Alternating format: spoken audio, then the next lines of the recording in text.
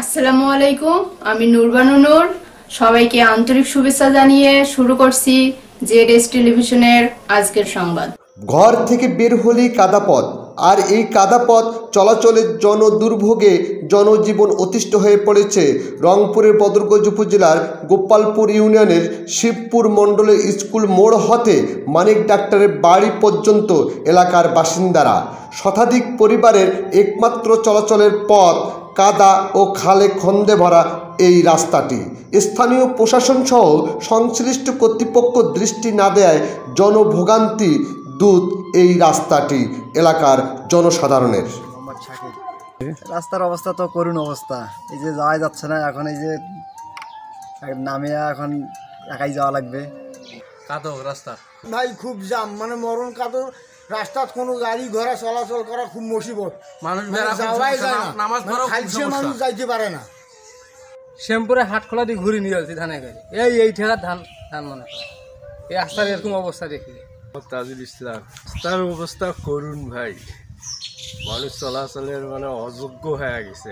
কাদো খুব রয়েছে, মানুষ চলতে পারতেছে না। যানবাহন ছোট ছোট যানবাহন যেগুলো সাইকেল রিক্সা ভ্যান এদের খুব অসুবিধা হয়ে গেছে, মানে মানুষের চলাচলের অবস্থা।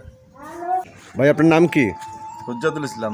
কি অবস্থা রাস্তা বলেন তো আপনার? ভাই রাস্তার যে অবস্থা, এই রাস্তায় বর্ষা কয়েকদিন গেল মানে মানুষ বাড়ি থেকে বাইর হতে পারে না।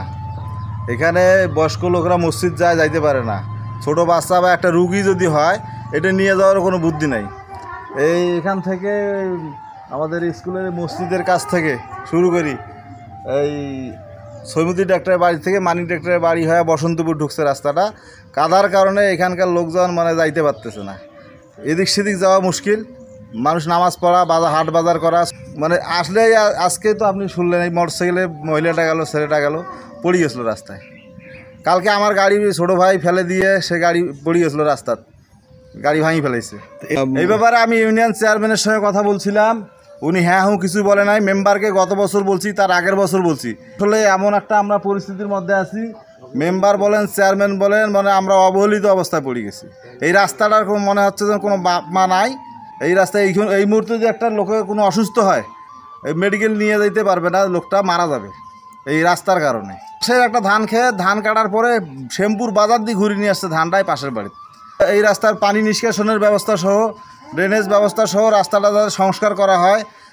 এই রাস্তাটা ধরে এই মানুষজন ধরে হাট বাজার, চিকিৎসা, তারপরে মসজিদ মন্দির বিভিন্ন জায়গায় চলাফেরা করতে। আমার নাম মোহাম্মদ ইসমে আজম ইসাদ।